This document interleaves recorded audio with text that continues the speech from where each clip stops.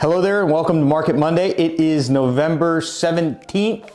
Lots of stuff happening locally in real estate and nationally in terms of the economy. Just lots and lots of stuff going on right now, which is pretty unusual this late in the year, right? Like this late in November, it's you know, things are usually settling down.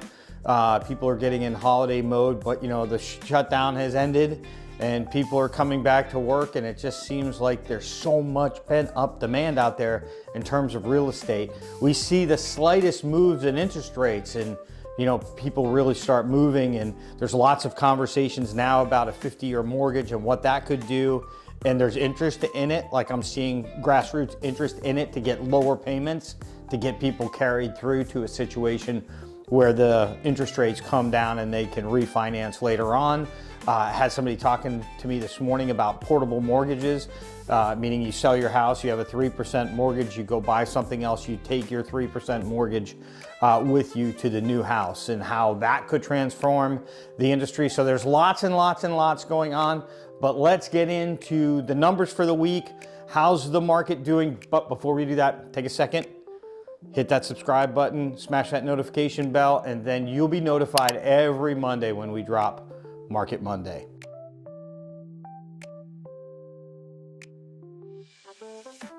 Supply side of the equation, the inventory side, new listings, 2,553 new listings have come on the market on Hilton Head Island so far this year. That means that we brought 42 on in the last week. Compare that to where we were a year ago, we're at 2,389. So about 6.97% more listings have come on the market this year. Remember that number, about a 7% increase, because then let's compare that to the number of sold listings, right? The number of listings that have not only sold, but the number of listings that are available, the current inventory, the next data point that we're gonna talk about. So we have about 7% more new listings come on the market so far this year. 5 years ago, back on November 17th, 2020, it was 3,286. So right now we're 22% less than we were in 2020, just 5 years ago. Available inventory. So again, that's new product coming on the market. What's available? You come to town this week to look at property. There's 877 properties available on Hilton Head Island. That's up 2 from last week where it was 875. Compare that to a year ago, we were at 898. So we brought more properties on the market, right? But what's available to purchase is about 2.3% less than it was just a year ago. So shrinking inventory typically means higher prices. Compare again to 2020, 5 years ago, November 17th, 2020, 1,302. Again, we're at 877, so we're 33% lower than where we were 5 years ago. So that's the supply side, the inventory side. Now, as we do, let's talk about sales. Let's talk about the demand. Pendings, properties going under contract this year, 1,794. We had 23 over the last week to get to that number. Compare that to the pending sales a year ago, it was 1,813. So we're 1% less than where we were a year ago. So inventory is 7% higher, but the pending sales are only 1% less. Again, let's look 5 years back, November 17th, 2025 years ago, 3,241 properties went under contract. So we're 45% less now than where we were 5 years ago in terms of pending sales. The actual closed sales, transactions all the way to closing, 1,760, 29 sales this last week to get us to that number. Compare that to where we were a year ago, 1,781. So 1,760 now, 1,781 a year ago, a 1.2% decline from last year to this year. And then again, looking back 5 years ago, 2,956, which is about 40% more than what we are right now, or now we're about 40% less than where we were 5 years ago. That all translates to absorption rate. What is absorption rate? Quite simply, if nothing else comes onto the market at our current sales pace and inventory levels, How long would it take to consume the existing inventory? And this metric is an indication whether we're in a buyer's market, a seller's market, or a neutral market. Neutral market's considered to be 6 months. Less than 6 months is a seller's market. More than 6 months is a buyer's market.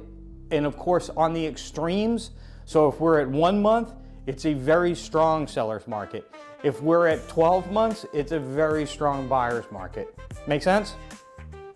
So right now, 5.1 months is the current absorption rate. It's up 1/10 from last week where we were at 5. We've been bouncing between 5 and 5.1 for months now. Compare it to a year ago, we're at 5.1. So it's exactly the same as where we were a year ago. And again, compare that to where we were in 2020. It was 4.5 months in 2020. So it's taking a little bit, or the absorption rate shows that it's a little bit less of a seller's market towards a neutral market than where we were in 2020. Now in 2020, as that year went on and into 2021, inventory went down and down and down and down and down. That 4.5 months got smaller and smaller and smaller. So when we're looking back 5 years, we're kind of just seeing the beginning of that decline in absorption rate in these numbers. Days on the market. Days on the market is how long does it take when you bring a property on the market for it to receive an offer and go under contract. It's a measure of kind of the strength of the market. And this is a number that has just amazed me over the last month. A month ago, we were in the 80s and it's come down. Last week, it was in the 30s. What did it do this week? 18. 18. I double checked because I thought maybe there was something wrong with the system, but that's what the report is for the month of November so far. It's 18 days is the average. Again, last week it was 30 days, now it's 18 days. Compare that to a year ago, it was 74 days. Pretty big difference. And compare this to 5 years ago. Again, 5 years ago, November of 2020, the market had really taken off, but we hadn't consumed a bunch of inventory and it was kind of just in the beginning stages. So back in 2020, on November 17th, 2020, 5 years ago, it was 126 days compared to 18. That's a pretty astonishing number. Now, how do we reconcile that with the fact that there is a little bit more inventory and all that number coming down? What I think this indicates is that if you put your property on the market and price it correctly, it's gonna sell like that. If you put your house on the market, sell it correctly, have it marketed well, it's gonna sell like that, right? If you shoot for the moon on price, if you're going for this aspirational price or your marketing isn't what it needs to be and you're not in all the places that your listing needs to be, your property will sit on the market. We see lots of properties sitting on the market right now, and that's why that 18 days is just an astonishing number. Okay, so what has all these different metrics, how have they impacted property values? Median sale price is $751,318. It's come down just a touch over the last week, less than 1%. Compare that to where we were a year ago. So this is the annual rate of appreciation. So a year ago, on November 17th, 2024, the price was $710,733. And again, we're at $751,318. That's a 5.7% difference or increase over the last year. So we're looking at about 0.5% a month right now is what we're seeing. Now, we could look back even further, 5 years ago to November 17th, 2020, and the median sale price was $411,500. So we're 83% higher than that right now. So price is moving in a positive direction.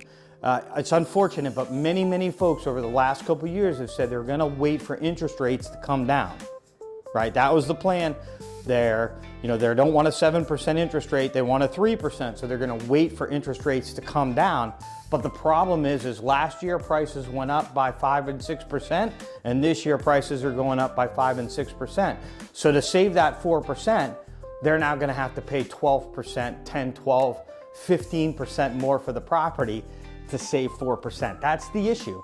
And I don't see anything changing with this, right? Like the metrics are, the American economy, homeowners have tons of equity in their properties. This is not a situation that we're gonna see prices move in a negative direction.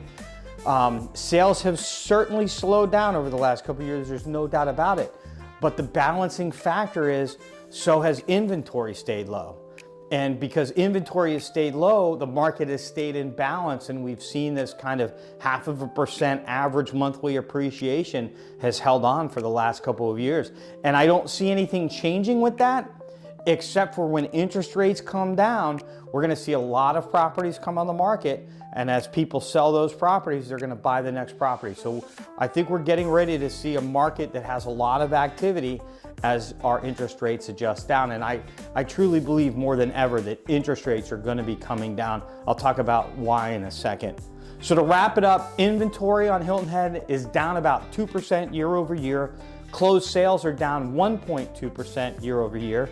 So when you look at those together, there's a balance there, right? With a little bit of the tip of the hand going to closed sales being down less. Prices are up 5.7%, and absorption rate, buyer seller's market, has remained about the same over the last year.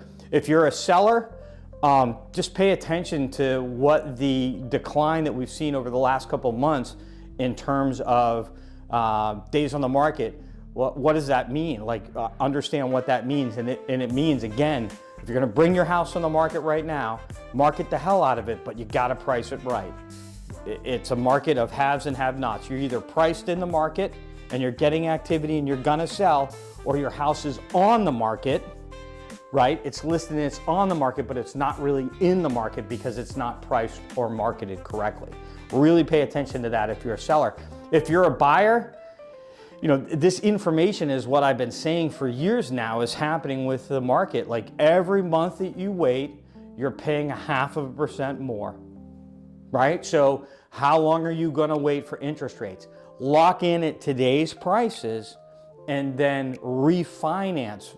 Interest rates are temporary. What you pay for the house is what you pay for the house for the entire time that you own it. So just understand that. Big news over the last week, the end of the government shutdown, the longest government shutdown in history. It ended last Wednesday night, Thursday morning is the government opened back up. Good news to finally get that behind us. And then I want to talk real quick about fuel prices. Those in my circle know that I'm constantly talking about fuel prices. In my opinion, not an economist, but in my opinion, fuel prices are one of the greatest indications of inflation and the health of the economy and all that. Fuel prices are now at the lowest that they've been in more than 2 years. I saw on the gas pump on Hilton Head Island just last week, $2.42 a gallon. Like, that's amazing.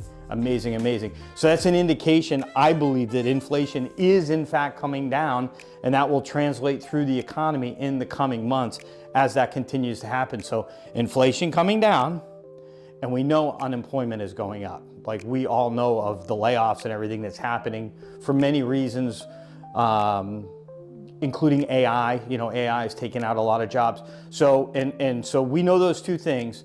Inflation is coming down, and unemployment is going up. And we know that the #1 job of the Federal Reserve is full employment. So if we have people losing jobs, that's against full employment, and they want inflation under control. And we can see the signs that the inflation is coming under control. So I truly believe that we're going to see the Federal Reserve take more and more direct action to influence the economy. Having said that, rates over the last week remained unchanged, 6.22 for a 30-year, 5.5 for a 15-year. Again, they were the same. Those numbers are the same as they were during my report last week. So that's it. A lot going on. Stay tuned next week. We're going to be tracking these numbers to see how the year ends, and lots of good things on the horizon. If you're in the market on Hilton Head Island and you're involved in real estate, lots and lots of good things happening. It's an exciting time. See you next week.